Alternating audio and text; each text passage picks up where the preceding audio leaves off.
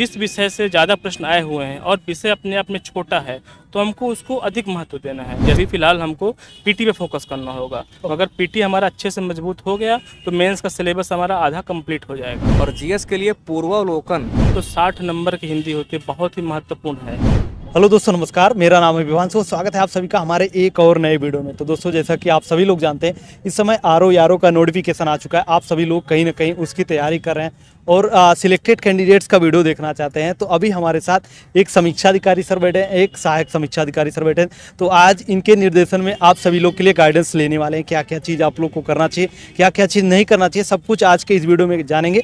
बस आप लोग वीडियो में एंड तक बने रहिएगा। चैनल पर पहली बार है, चैनल को सब्सक्राइब और नोटिफिकेशन बेल को प्रेस कर दीजिएगा ताकि हमारे वीडियो की रेगुलर अपडेट आप सभी को सबसे पहले मिलती रहे। सर, हम आपके बारे में थोड़ा जानना चाहते हैं, आपका परिचय।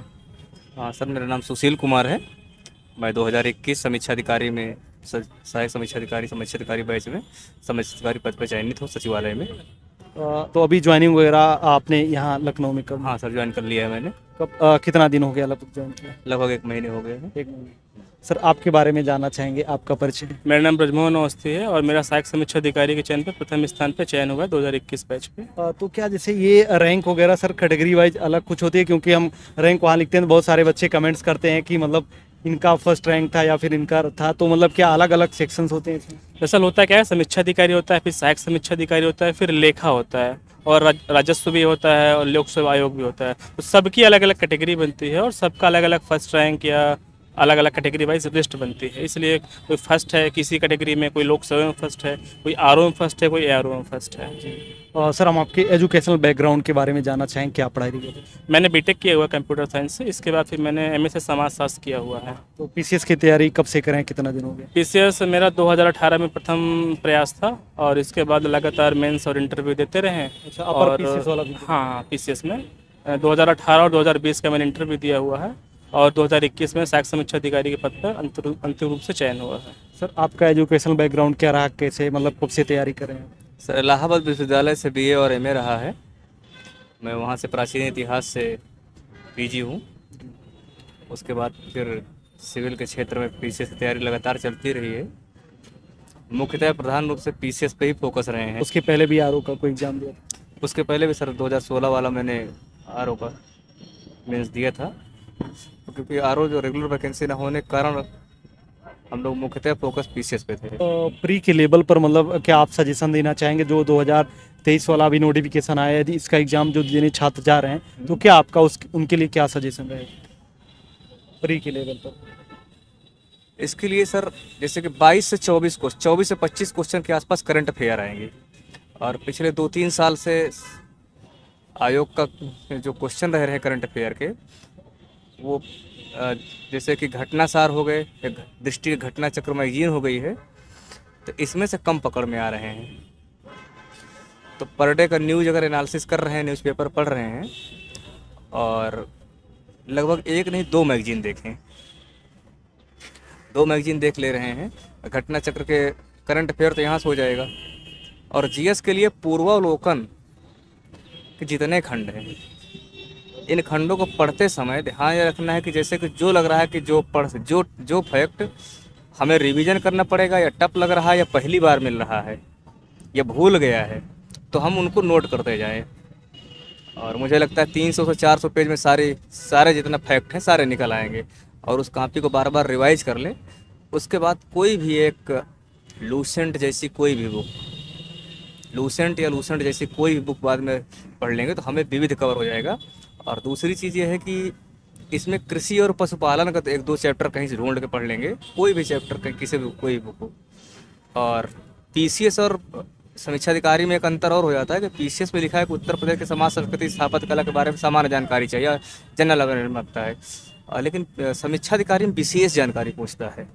तो यहाँ पे क्वेश्चन की संख्या भी ज़्यादा हो जाती है और क्वेश्चन ज़्यादा गहराई से भी पूछ लेता है। तो उत्तर प्रदेश स्पेशल थोड़ा ढंग से पढ़ लिया जाए, जैसे कि क्वेश्चन सॉल्व करने के लिए घटना चक्र प्रकाशन की एक आती है राज्य आधारित प्रश्न, और कोई दूसरी एक किताब और पढ़ लिया जाए। और वाणी प्रकाशन की आर्थिक समीक्षा आती है, उसे देख लिया जाए जीएस के लिए। इतना अगर कर लिया जाए, इसमें कमांड बना लिया, तो मुझे लगता है कि पीटी तो क्वालिफाई हो जाएगा आसानी से। इसमें इंटरव्यू वगैरह वाला पोर्शन रहता नहीं है? इसमें इंटरव्यू प्रोसेस नहीं सर, बिल्कुल। सर हम आपसे जानना चाहेंगे, जैसे कि आपने यूपी पीसीएस का अपर वाला भी दिया, फिर आरओ यारो आपने दिया, यहाँ सिलेक्ट हो गए, वहाँ पर किसी कारणवश आपका पहले नहीं हो पाया, तो दोनों में क्या डिफरेंस आपको लगता है? दरअसल पीसीएस और आरओ में हल्का सा बारीक अंतर ये है कि जो आरओ है थोड़ा सा फैक्ट ज़्यादा हो जाता है, और यूपी स्पेशल हो गया, जनगणना हो गया, कृषि, पशुपालन, इनसे संबंधित प्रश्नों की थोड़ा संख्या ज़्यादा रहती है। तो हमको पहले देखना होगा, क्योंकि मेरा पीसीएस की तैयारी चल रही थी तो ज़्यादा दिक्कत आरओ के लिए हुआ नहीं, परंतु जो नए बच्चे हैं, कुछ बच्चे इसमें ऐसे होंगे जो प्रॉपर पीसीएस कर रहे होंगे, वो उनको आरओ देना है, तो उनके लिए चीज़ें बहुत आसान हो जाएंगी। जो कुछ बच्चे ऐसे होंगे कहीं अन्य पोस्ट में सेलेक्ट होंगे या संघर्षरत होंगे, तो उनके लिए हल्का सा भी, क्योंकि समय लगभग हमारे पास 100 दिन का लगभग समय है, तो हमको सबसे पहले क्या है कि एक कोई बेसिक बुक, क्योंकि अब समय ज़्यादा है नहीं है, तो एक अपना लूसेंट ले लीजिए या दृष्टि आईएएस का एक आरओ की बुक आती है, उसको पढ़ लीजिए, और साथ में हर विषय की पूर्वावलोकन कर लीजिए। अगर आप इतना कर लेते हैं और साथ में करंट अफेयर्स जोड़ लीजिए, तो आपका जीएस वाला खंड कवर हो जाएगा। दोस्तों, यदि आप लोग यूपी और बिहार में अधिकारी बनने का सपना देख रहे हैं, तो आप सभी के इस सपने को पूरा करने के लिए पीडब्ल्यू लेकर आया है नए बैचेज, जिसमें सबसे पहले सक्षम बैच 70वीं बीपीएससी के लिए इंग्लिश मीडियम का बैच, जिसमें प्रीलिम्स प्लस मेंस कवर कराया जाएगा। इसकी फीस 4,499 रुपए। प्रथम बैच जो कि यूपीपी से 2024 के लिए हिंदी मीडियम का बैच है, प्रीलिम्स प्लस मेंस का सिलेबस कवर कराया जाएगा, फीस 4,499 रुपए।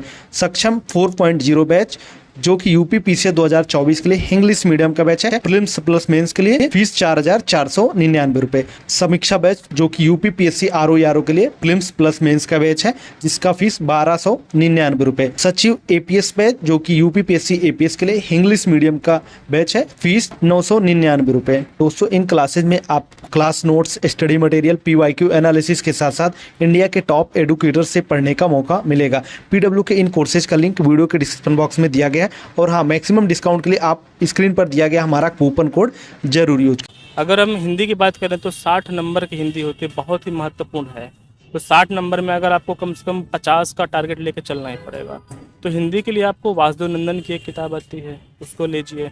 साथ में आप एस कुमार सर की एक बुक आती है या हरदेव बाहरी, दोनों में से कोई एक बुक ले लीजिए, और साथ में घटना चक्र की पूर्वावलोकन। अगर इन सबको आप कर लेते हैं तो हिंदी में आपका पूरा हो जाएगा। इन सबको करने के बाद हम लोग टेस्ट सीरीज को ज्वाइन कर सकते हैं, किसी गाइडेंस में कर सकते हैं, तो उसका काफ़ी चीज़ें हमको सहूलियत मिल जाती है। कैसे हमारे प्रश्न गलत हो रहे हैं, कौन सा सेक्शन हमारा कमज़ोर है, हम उसको अलग से थोड़ा सा एफर्ट कर सकते हैं। तो अभी हमारे पास समय लगभग 100 दिन का है, तो अगर एक अच्छी रणनीति बनाई जाए तो हम लोग आरओ को क्रैक कर सकते हैं।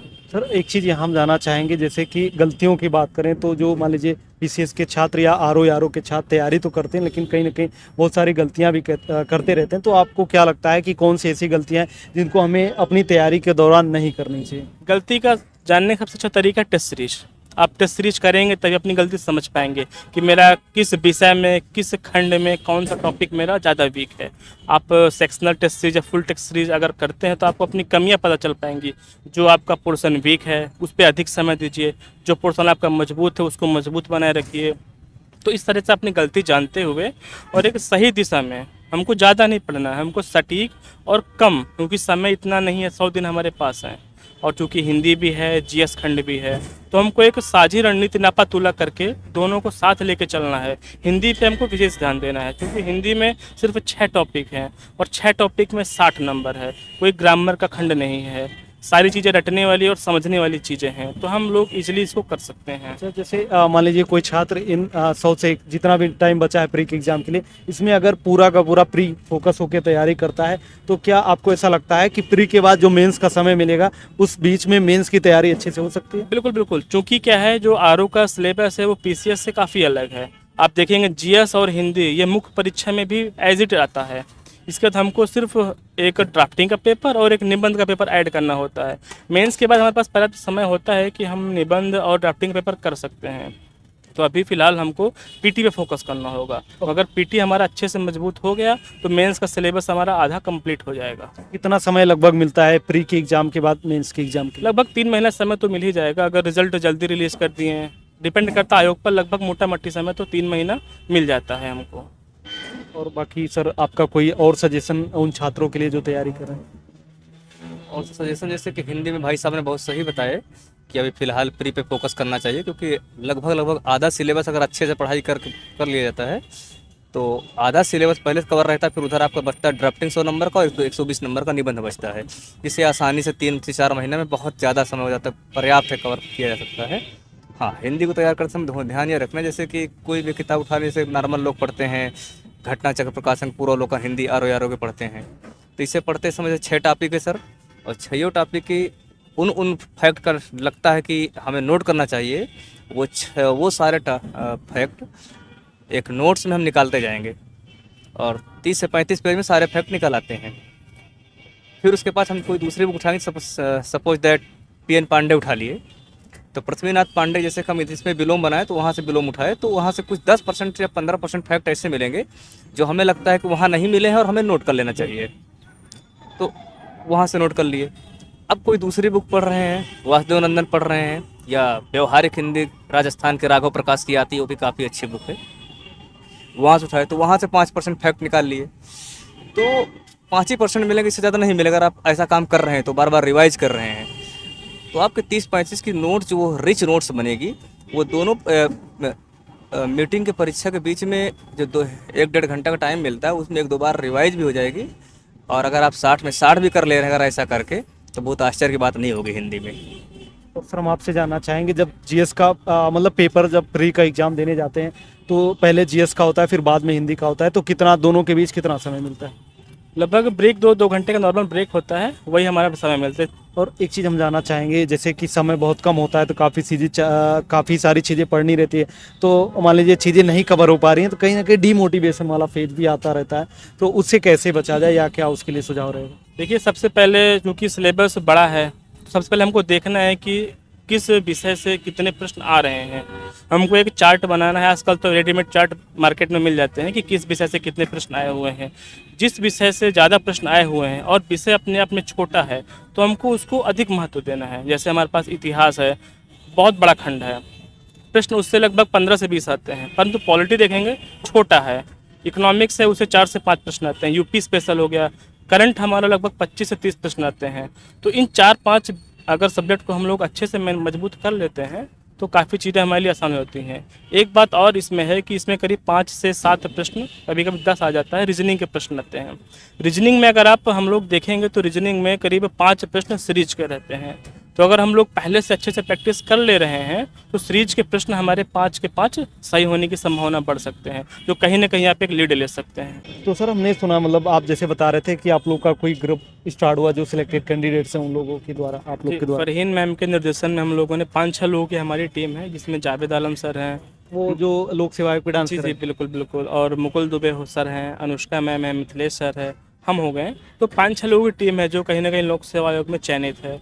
तो प्रयास हमारा यही है कि बच्चों को एक अच्छा मार्गदर्शन दिया जाए टीम के माध्यम टेलीग्राम का। से। हाँ, टेलीग्राम पे है अभी चैनल हम लोगों का है, उसमें टेस्ट सीरीज़ हम लोग अभी स्टार्ट करने वाले हैं 2-3 दिन के अंदर।